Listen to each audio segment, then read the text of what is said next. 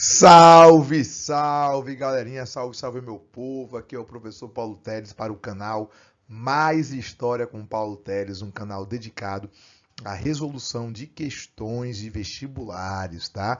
Aqui você vai encontrar as mais diversas resoluções de diferentes bancas de provas do Brasil afora. Você vai acompanhar as playlists, vai acompanhar os comentários. Então se inscreve no canal para que você não perca nenhuma resolução e aqui encontre ferramentas e caminhos que vão contribuir para você gabaritar a prova que você pretende resolver.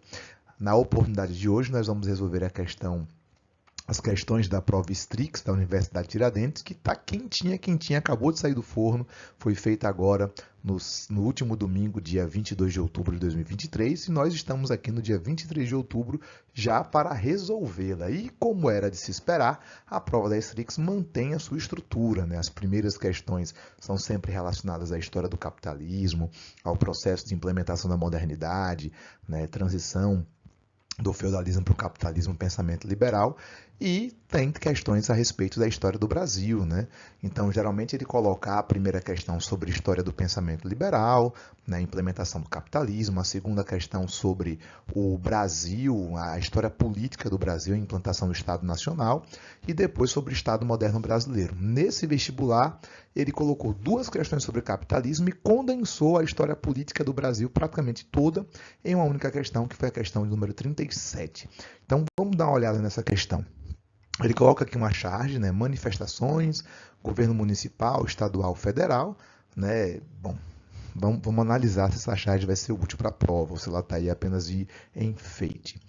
No decorrer da formação da sociedade brasileira, vários movimentos sociais e políticos aconteceram com desdobramentos diversos, como se percebe. Então, como é de se esperar, é uma questão muito geral sobre a história política brasileira. E aqui vai uma dica para vocês.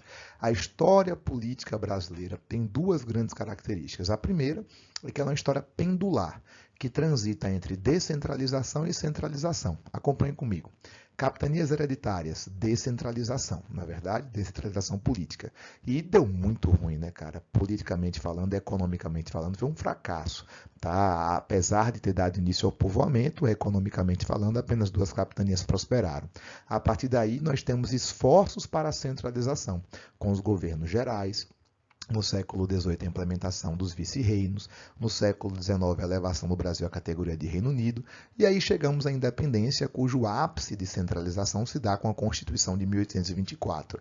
No entanto, isso não dura muito tempo, porque logo depois o imperador abdica e voltamos a ter um cenário descentralizador com o período regencial. Ou seja, era descentralizado, passou por um processo de tentativa de centralização e agora voltou-se a se descentralizar, com a regência trina provisória, a regência trina permanente, o ato adicional, que é o ápice da descentralização, onde você tem ali as províncias ganhando autonomia, as assembleias legislativas provinciais, o direito de poder escolher o seu próprio representante.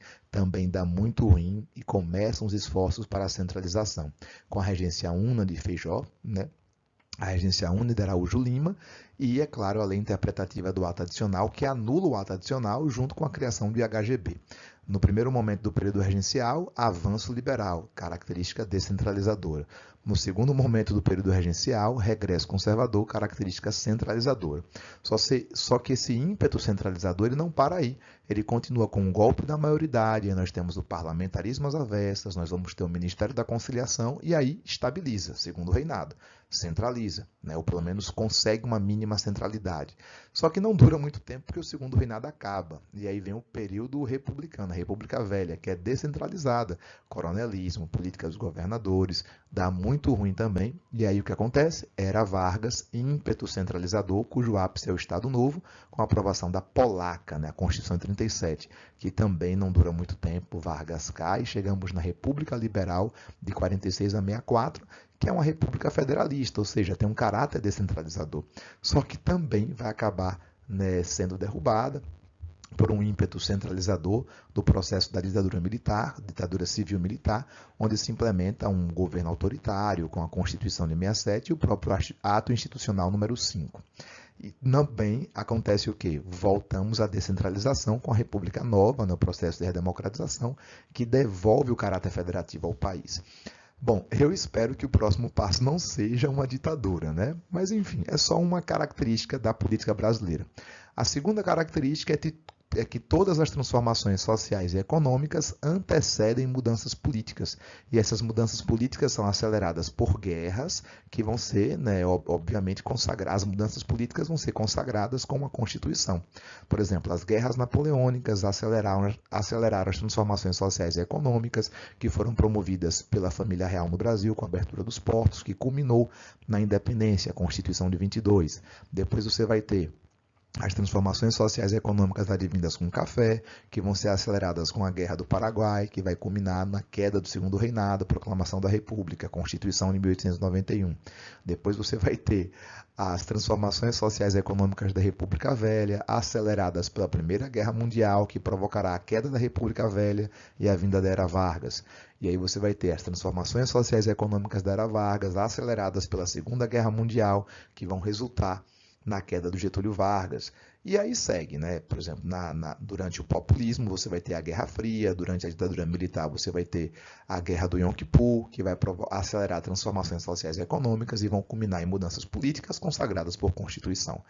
Enfim, dadas essas dicas para vocês, vamos agora analisar item a item. Bom, no estabelecimento das capitanias hereditárias que democratizaram o acesso à terra, né? Olha, no decorrer da formação societária brasileira, vários movimentos sociais e políticos aconteceram com desdobramentos diversos, como se percebe no estabelecimento das capitanias hereditárias que democratizaram o acesso à terra. Isso é mentira, né? Pelo contrário, nós sabemos que no Brasil a terra estava vinculada a sobrenomes. As capitanias hereditárias, inclusive, contribuíram para fortalecer essa característica que só vai se aprofundar no Brasil. No Brasil, a terra não é democratizada. Está errado. Letra B.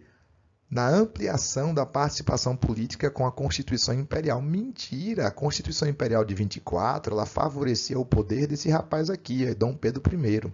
E é bom lembrar que o voto era censitário e esse voto era garantido e estabelecia a predominância e hegemonia política das elites latifundiárias, que criaram o Estado brasileiro para servir de instrumento aos seus interesses privados. Então, está errado, não há ampliação da participação política na Constituição. A Constituição que permite a ampliação da participação política de maneira democrática de fato é 88, beleza? Letra C. Na manutenção de uma sociedade excludente com a proclamação da República ao conservar um modelo agrário latifundiário agroexportador. Isso está ok. Afinal de contas, né, a República Velha é marcada pelo coronelismo, que se sustentava no poder exatamente com o voto de cabresto. Né? Bom lembrar isso. Então, resposta é letra C. Vamos olhar agora as outras letras. No estabelecimento de princípios socialistas com a criação da legislação social na ditadura varguista. Mentira, Vargas perseguiu os comunistas pra caramba, Olga Benário que está na imagem, Luiz Carlos Prestes e tantos outros líderes operários intelectuais de esquerda foram perseguidos amplamente durante a era Vargas. Então, está errado. E a letra E, na pacificação do país e na eliminação dos conflitos sociais com o estabelecimento da ditadura civil-militar. Está completamente errado, apoiada por todos os setores da sociedade brasileira. Mentira, as camadas populares, lideranças operárias, né, segmentos camponeses não eram a favor da ditadura militar. Pois bem, pessoal, vocês viram que eu ampliei a explicação da questão para dar um presente para vocês sobre história política. Espero que vocês tenham gostado. Questão maravilhosa e a gente se vê no próximo vídeo. Forte abraço e até mais.